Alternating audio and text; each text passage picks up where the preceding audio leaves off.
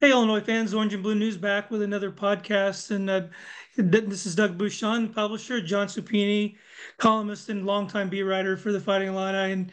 And we're joined by a special guest, Reilly O'Toole, who I first started covering Reilly O'Toole when he was an all-state quarterback and really an IHSA legend. I don't know if you like that word or not, but one of the most Um, successful quarterbacks in the history of the state at the Wheaton Warrenville South, and some really great championship teams there. And we're going to talk to Riley, of course, about the Fighting Illini, the offense, quarterback Luke Altmaier, and get his thoughts on that. And welcome to our podcast, Riley. Tell us a little bit about what you've been up to since you left Illinois. yeah, well, I appreciate you guys having me on. Great to see you again, Doug and John. It's been quite a while, and hopefully the next time we don't have as much time before we can reconnect. But yeah, so now my wife and I live in Kansas City. My wife played soccer at Illinois. That's where we met. So definitely have a lot of orange and blue around our house here in Kansas City. Unfortunately, we couldn't make the game when they came down to Lawrence because we were at an Illinois wedding up in Michigan. So we probably would have brought some more luck when the guys were in town, but we'll be in Champaign next year. But yeah, living in Kansas City, I work in the commercial insurance industry for an insurance broker, IMA Financial.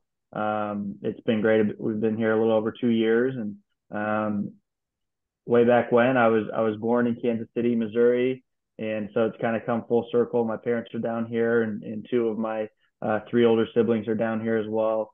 So all within 10 minutes of each other. So it's been fun. My wife and I have a 20-month-old son, Emmett, and so he's certainly keeping us busy. And I'm trying to get him in front of the screen on Saturdays to watch our Illini. So I'm trying to raise him right. Do you try to find a way to stay involved in sports in some capacity? I did. So we lived in Oklahoma City for a couple years, and when I was down there, I helped with Bishop McGuinness High School, a Catholic high school down there, and helped with the quarterbacks. And since we had our son, it's been a little bit more difficult to find the time. And I guess starting a new career a couple years ago, trying to get that up off the ground. So hopefully, eventually, I'll get back into it. I enjoy the coaching aspect. I enjoy being around it. Just got a lot going on right now that kind of take precedent to our lives right now. So maybe I'll get back to it, or maybe I'll wait till my kids are playing.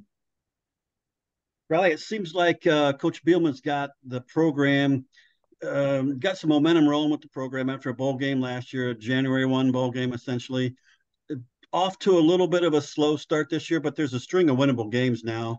How do you see Illinois as they go forward this year? Yeah, I mean, I think it was a tough start this season. I mean, I think I think a great scenario would have been 2-1. So I mean, perfect scenario, obviously 3-0. But I think um, being 2-2 now, headed to your point, John, with hopefully some winnable games. I mean, I'm still very hopeful that the season will be extremely successful. And as everyone's talking about, I mean, the West is really wide open. I feel like I feel pretty good going into the Big Ten season, and hopefully can take advantage of kind of the timing of everything with some programs maybe a little bit more down than they usually are traditionally, and Illinois kind of trending in the right direction at this time. So I'm excited. I really love what Coach Bielema has been doing, and I think everything's, like I said, trending in the right direction. So I'm very excited for the Big Ten ahead. He seems to have he likes to build this thing as a developmental program. He's added some pieces to the portal, not a lot, but he's trying to develop this. Did we expect a little bit too much, after that season last year? Is it still kind of a work in progress? Yeah, I think it's a work in progress. I mean, I'm not gonna lie and say like I thought the defense would come out rocking and rolling right away, but so kind of seeing them take a few games to kind of get rolling was a little surprise to me. I thought obviously anytime you get a new quarterback and lose some weapons, uh, I guess with a stud running back and some key linemen, that and offense typically tends to take a little bit longer to kind of gel. But I think with the transfer portal, yeah, I think everyone's expectations are things to be a little bit quicker turnaround. But I like what he's doing. We're seeing some younger guys get in and make some big plays, and I think that's only going to be great to one, hopefully keep them around just with the way the college athletics is now, but also two, set us up for some long-term success and not just kind of a quick bring it in seniors every year from the portal and just a lot of turnover. So I like what he's doing. I think he's doing all the necessary things. You have to play in the portal nowadays, and I think he's done that. But also, I think for where Illinois is as a program, where Illinois is as a program, I think you have to recruit well and play some young guys, and I think that'll only help with recruiting in the future. Really, you've been in that position where you have to jump from high school football to the Big Ten. It's a huge jump, obviously, and I think people forget that the quarterback Luke Altmaier hasn't played a lot of college football. He barely got in at Ole Miss. He's a sophomore with 3 years of eligibility remaining. How tough do you think it is for him, and how do you think he's responded jumping into that starter's role right away? And he had a hiccup against Penn State, obviously, but really Sure. overall he's played pretty well.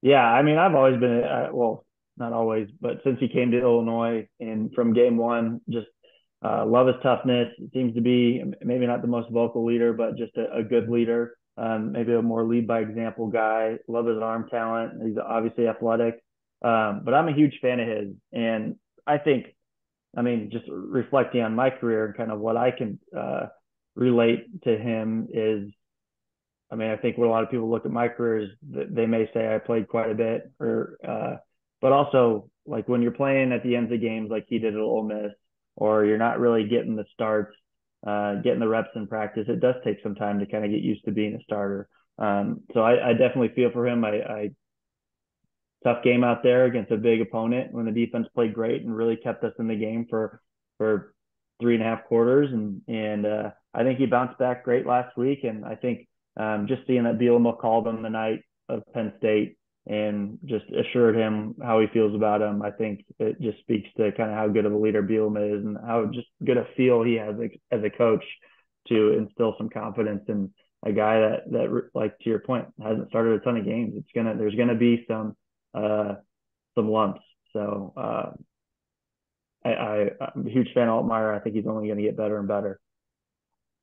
Athletes at this level are usually pretty confident guys. Do you think it was difficult for him to mentally to bounce back from the Penn State game? Yeah, I'm sure it was. I'm sure it was just a confidence hit. Just guys at this level. I mean, when you play in high school, especially the quarterback position, you see a lot of success in really not much struggle or some valleys. And so you get to college and when you start turning the ball over, making some uncharacteristic plays, it is probably eye-opening. I know it was for me because I was not known as a guy to turn over the ball in high school and college. That for some reason I caught the turnover bug, but I think it does take some time to kind of get used to and hopefully learn from a little bit quicker than some other guys. And I mean, I think he bounced back really quickly. Obviously, against FAU, you would hope so. But I think having that FAU game is perfect to get in the Big Ten, get his confidence back up, and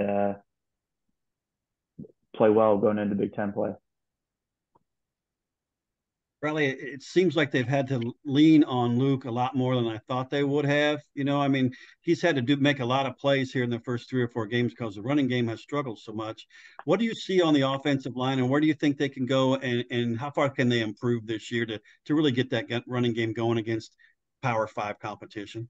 Yeah, I agree with you, John. I thought just with Bielema's kind of mentality, I thought we'd see quite a bit more downhill run and kind of punching some guys in the mouth or some teams in the mouth. And I think really it probably just comes down to the O-line gelling a little bit, getting comfortable with each other. There are some guys that haven't played a ton of football, but there also are some guys that have played a lot of football. So finding that great camaraderie on the line, I think they'll only get better and better. They're only going to get more and more experienced. And then also a big part of it, staying healthy, O-linemen's a cohesive group, but it's also a tough spot. There's of course, going to be some injuries. So sixth and seventh guy are going to have to be ready to play. And I think those guys have been pretty good when they've come in. And I think gelling and getting a little bit more confident and just a little bit more physical. And I think that'll just come with time. Yeah, it seems like it takes time with like the building a line when a coach comes in. They especially with Coach Bielema, he's trying to recruit to a line rather than just trying to go out and like I said, fill some holes real quick with a senior. It's going to take probably a couple more years to build that Wisconsin style line that he had up there. Yeah, absolutely. So getting the right type of recruit, getting the right type of transfers, but also at the same time keeping the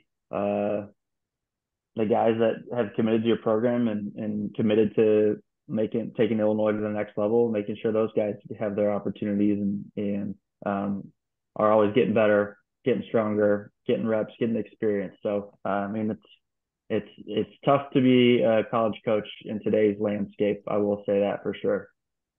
What I really liked about last game is it seemed like there was a stretch. I can't remember. It seemed like it was in the first half when they got the ball to Isaiah Williams, like 4 or 5 plays in a row, 3 or 4 plays in a row.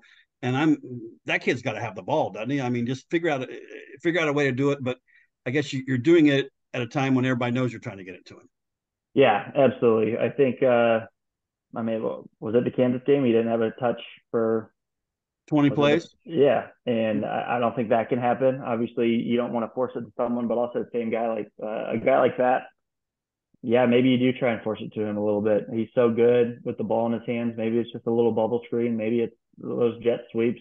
I think we've seen some good creativity with some of those jet sweeps with the counter back, which has been fun to see. But he really is such a dynamic player, and I would imagine I've never met him, but I would imagine just getting the ball early and feeling involved only makes his confidence that much higher. So, I mean, last game, what do you have? 10 catches for 120 yards. Mm-hmm. Like, clearly, he's kind of the most dynamic guy on the offense and a good leader.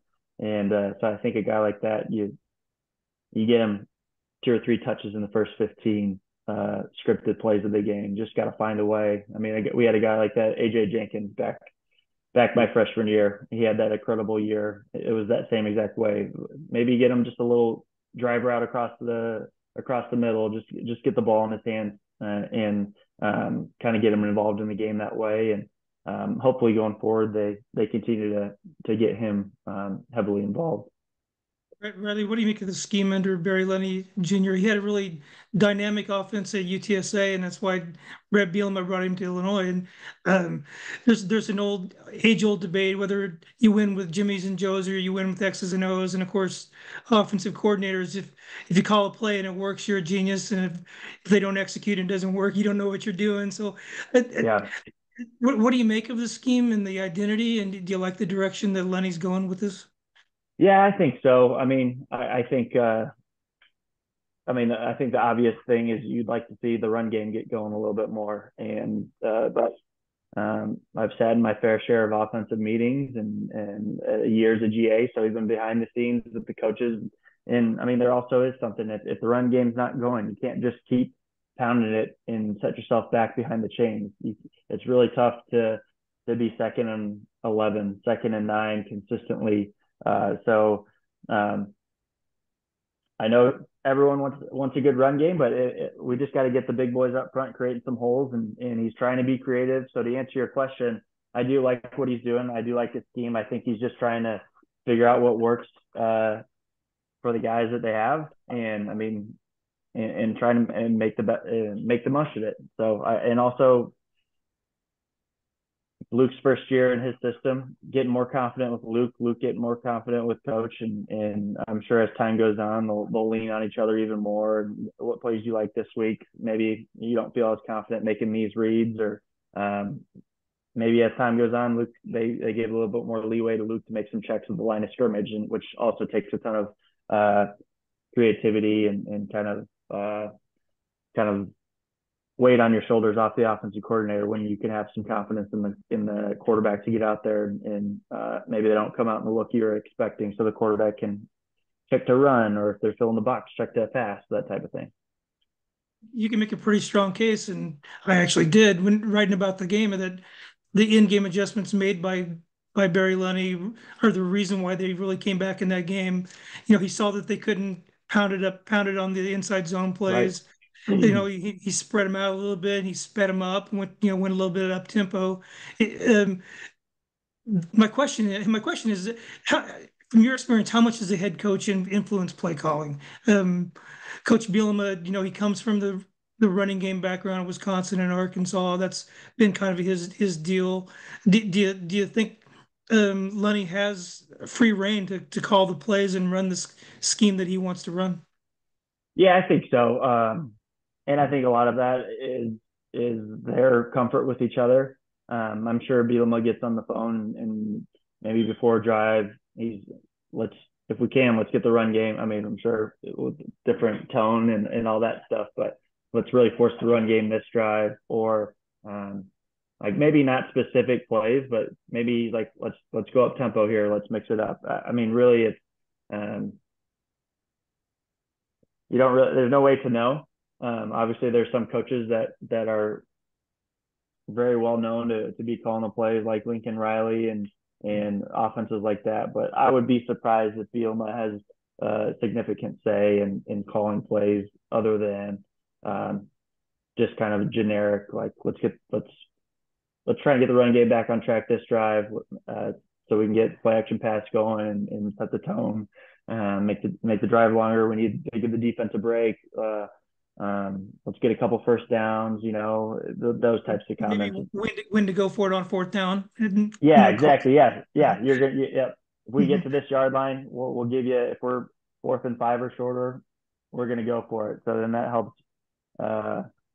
Very kind of plan for that. So that's my opinion. So Reilly, as you were watching the Illini last year, you must have thought, man, as a quarterback going against that defense, that must have been a bad day. And that was with the talent they had on the back end.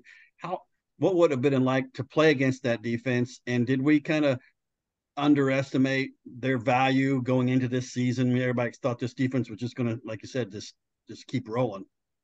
Yeah, I completely think that, at least me, underestimated how good they were last year. Obviously, ranked top 5 pretty much all year. What they finished 1 or 2, something crazy like that.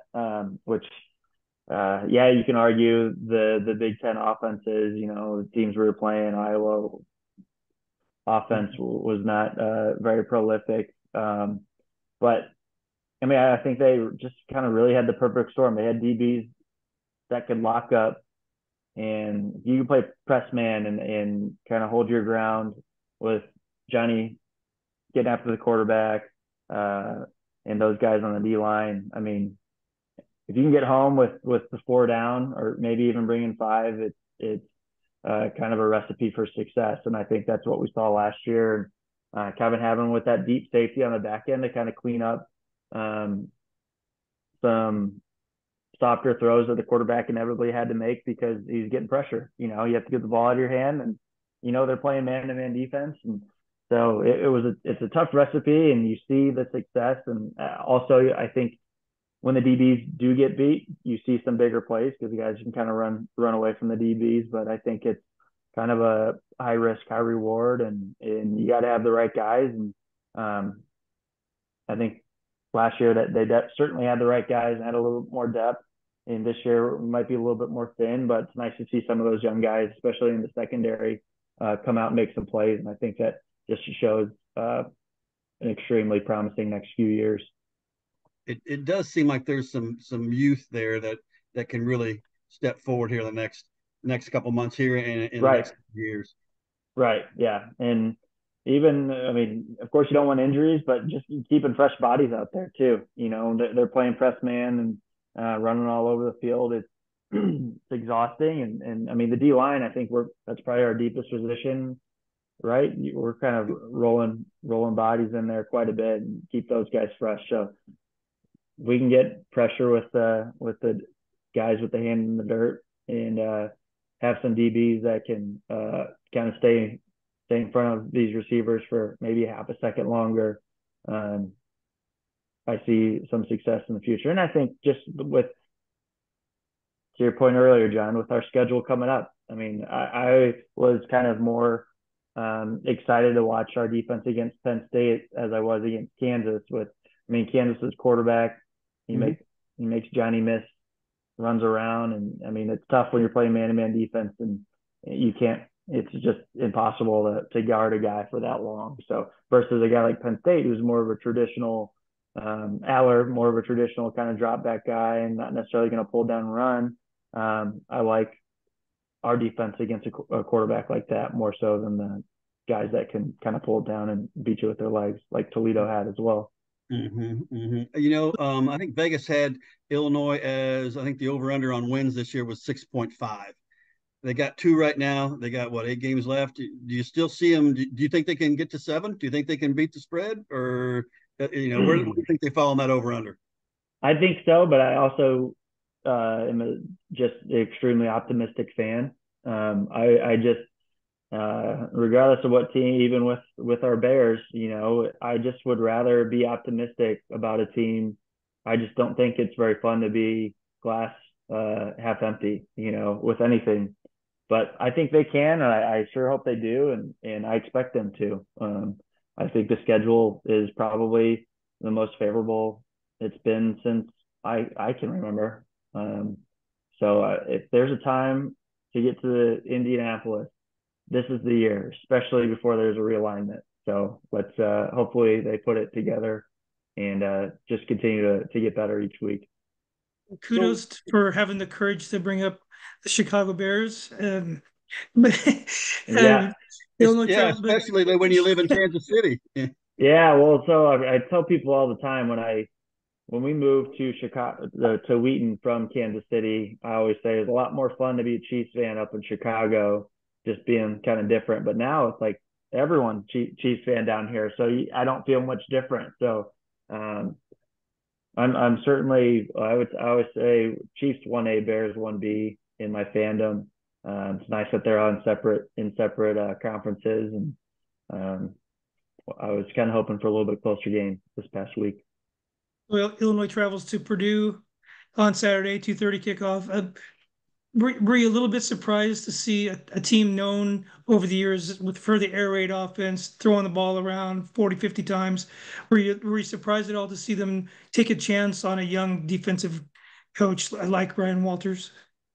I was, and I honestly thought, from my perspective, I thought, especially with, I guess maybe when he made his decision, it wasn't certain if Johnny Newton or Randolph would be coming back. But I thought if he had another year and crushed it this year with a lot of his core guys coming back, then he might even kind of have even more offers, maybe some bigger jobs. But not to say Purdue's not a huge big time job, but I was surprised that he left to take that job. But